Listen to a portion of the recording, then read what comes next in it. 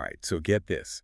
Today's deep dive, it's taking us somewhere you might not expect. Oh, really? Yeah, the book of Genesis. Right. We're going to be looking for, well, maybe not looking for, but more like uncovering some business wisdom, some insights that are kind of hidden inside those ancient stories. Business lessons from the Bible. Right. Cain and Seth, their descendants, that's our focus today. Okay, I see where we're going with this. You might be thinking, wait, business and the Bible, those two things go together. Right. Like, what's next? Investment advice from Revelations or something. But hold on, it's not about getting all preachy or anything. We're talking about finding some seriously valuable ideas in these old stories, stuff that can help entrepreneurs even today. Okay, so tell me more about that. Where do we even begin? Genesis? That's a whole lot of material to cover. Right, well, the article we are looking at today is Building a Legacy. It's all about the lessons modern entrepreneurs can learn from the generations of Cain and Seth. Building a legacy. Okay, I got it. And specifically, we're focusing on Genesis chapters 4 and 5, verses 17 through 32. Okay. That's where it talks about the lineages of Cain and Seth. And what's really cool is how the article uses these two very different lines of descendants to show how choices, even way back then, can have this ripple effect. So legacy, right, that's what we're talking about. Yeah. But I'm curious, how does the article define legacy exactly in this context, I mean? Yeah, so it's not just about creating a successful company. Right. The article, it's saying legacy is more about, think of it like ripples in a pond, the way your actions extend way beyond your own lifetime. They can shape the entire industry, the community you're part of. Even future generations feel the effects. Wow, that's a way bigger perspective than I was thinking. It really is. It's about the values you stand for, the good you put out into the world. Positive change, that's the key. Okay, I'm getting it. So not just about what you accomplish, but what you leave behind. Exactly. The article uses Cain and Seth to show this. Cain, jealousy and anger, he does something terrible. And his descendants, well, they kind of follow that same dark path. Lots of violence, a real focus on self-interest. Right, I remember that from Sunday school. Seth's line, though, they're more about innovation, moving things forward, right? Exactly. They're the ones who develop animal husbandry, who bring us music, who figure out metalworking. Huge advances back then. Really important stuff. So the article doesn't shy away from the bad stuff Cain's line did, but it emphasizes how Seth's descendants, they show us another way. Building community, creativity, always looking ahead. Okay, that's making me think differently about my own business, the decisions I make every day. How so? Well, it's not just about making money, hitting those quarterly numbers. It's also about what kind of impact I'm having on my team, on the industry, even on the world. That's pretty powerful stuff to think about. Right. It's a call to action, I think. To think about the long game, the consequences of our choices, not just today, but years down the road. Yeah. Are you building a business that takes advantage of people or one that helps them? What are you leaving behind? Progress or just profits? Wow, those are some tough questions. But I can see how the article connects the choices these guys in the Bible made with the impact it had on the generations that followed. Absolutely. It's a challenge for all of us as entrepreneurs to think about how the things we do today will ripple through time, shaping not just our success, but the world we leave behind for others. I'm already seeing how these ancient stories can give us some really useful ideas. They're not so ancient after all, huh? Yeah, way more relevant than people might think. And we've just scratched the surface. There's this whole theme of perseverance, the challenges each generation faced. You know, between Cain and Noah, there's a lot to unpack there. The importance of being adaptable, resilient. I can relate to that. The entrepreneurial life, it's definitely not a smooth ride. It's all about dealing with obstacles and market shifts and tech disruptions and all that fun stuff. Right. And the article points out every single generation in these families, they had their own set of challenges to deal with. Like, well, you've got Jabal. He's a descendant of Cain. He's the one who figures out nomadic shepherding. He's adapting to a harsh environment. wow, that's smart. Then you've got Jubal, the inventor of musical instruments. Talk about creativity in the face of tough times. So they weren't just surviving. They were finding ways to thrive, to be innovative, even when things were hard. Powerful lesson for entrepreneurs today. Yeah, it's like they knew that to make it, to really thrive, you've got to be able to adapt, got to innovate. It reminds me of times in my own business when I had to, pivot, had to change course because the old way just wasn't working anymore. Exactly. That's the resilience the article's talking about. You have to recognize that the business world is constantly changing, and you got to be ready to adapt. Right. Have a plan, but be flexible. Yeah, exactly. Be ready to adjust when you need to. You know, it's amazing how these stories, they're so old but still so relevant. I mean, the problems we face today might be different. We're not exactly building arcs or anything. Right. But that core idea, the need to keep going, to adapt and overcome, that never gets old. That's a timeless principle for sure. And it's woven all through these lineages. The article even uses Noah, the flood story, to make this point. Oh yeah, Noah, talk about a test of resilience. Right. He could have just given up. I mean, building an ark to survive a global flood, that definitely puts my business challenges into perspective. But he persevered. He built the ark, saved his family, saved all of creation. Talk about navigating a crisis. It's a reminder that even when things seem impossible, we can still find a way. That human spirit of innovation, it's powerful. So we've talked about legacy and perseverance, two big themes. Right. But the article, it also goes into this idea of constant development and innovation, doesn't it? It does. And this is where Seth's line really stands out. How so? Well, the article points out that each generation, they built on what the previous generation had done. They didn't just, like, inherit stuff. No, they took it further. They expanded on it. They were always looking to improve, to create something new. That's so interesting. It's like they had this drive to keep moving forward, to push the boundaries of what was possible. And I think that's something entrepreneurs today can learn from. Totally agree. In a world that's always changing, if you're not moving forward, you're falling behind. It's like that saying, innovate or die. Yeah, to stay ahead of the curve, you got to innovate. You got to embrace this mindset of continuous improvement.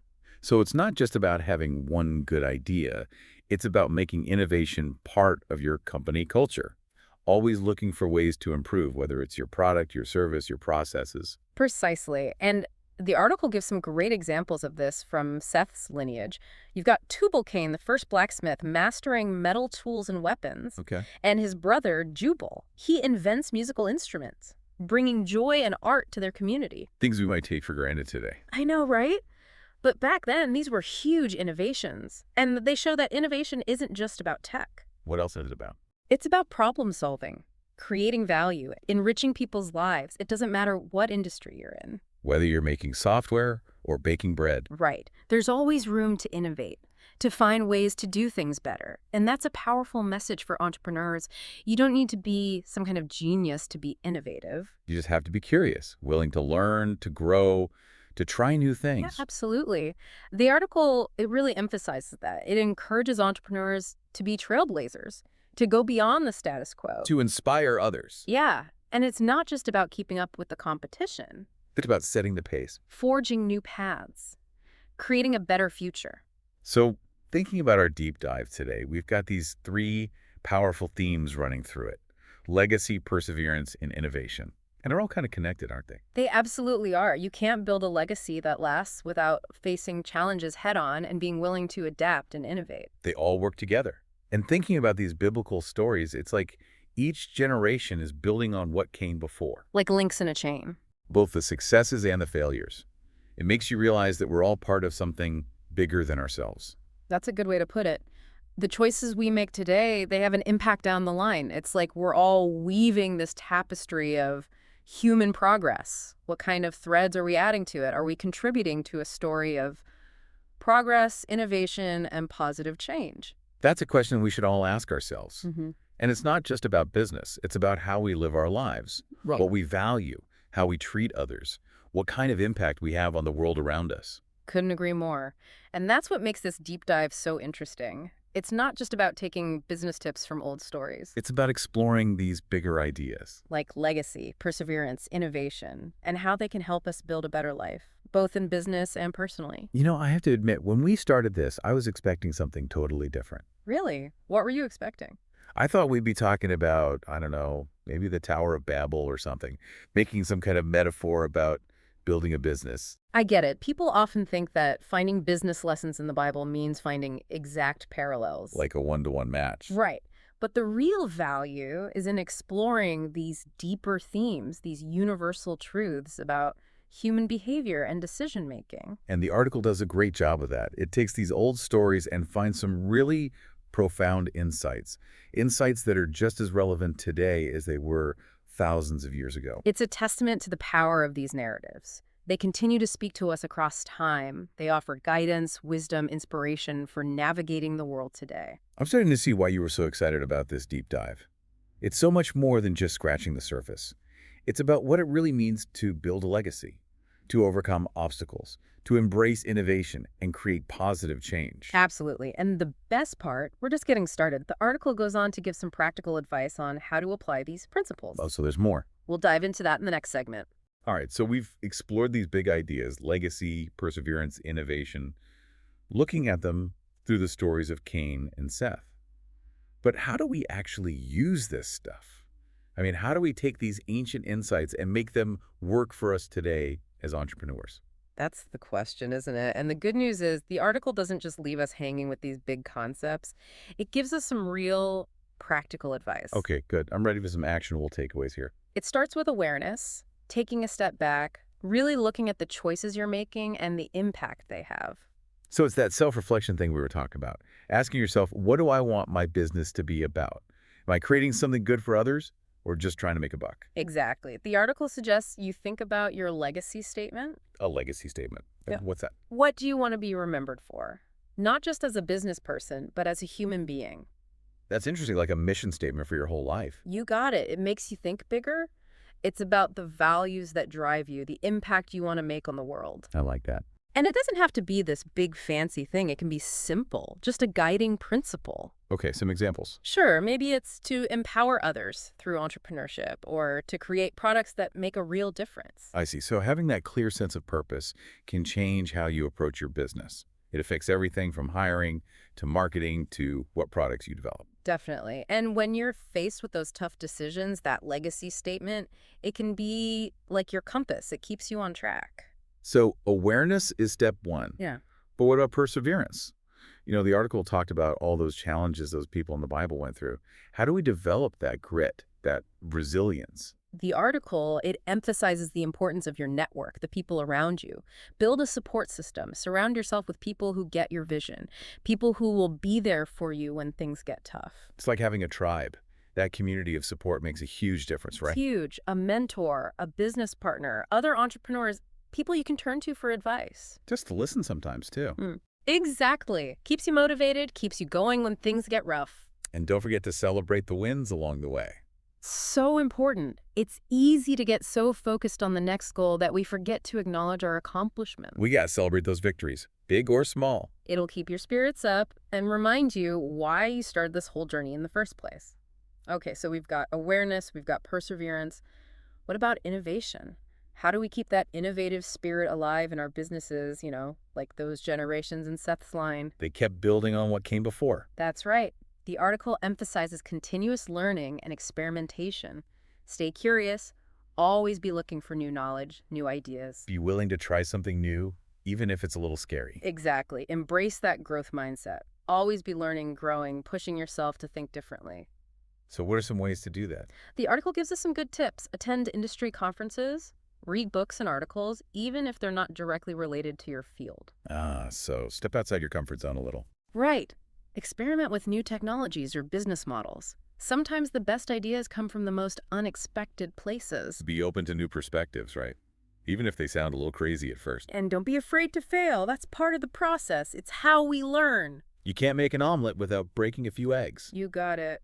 Those innovators in the Bible, they probably had their share of setbacks too. But they kept trying, and in the end, it paid off. This deep dive has been amazing. I mean, who knew we'd find so much to think about in these old stories? Legacy, perseverance, innovation. These themes are so relevant to what we're doing today as entrepreneurs. It's true. It's all about the human experience. We want to make a difference, overcome challenges, create something new. These stories, they speak to that. As we wrap up, I hope you, the listener, are feeling inspired. Remember, think about the legacy you're building. Embrace the tough times. And never stop innovating. Maybe someday your story will inspire someone else. There's a line from the article that really stuck with me. It says, "Embrace change and strive to be a trailblazer. Inspire future generations by leading with creativity and forward thinking." Great advice. Thanks for joining us on this deep dive. Until next time, keep learning, keep growing, and keep striving to make the world a better place.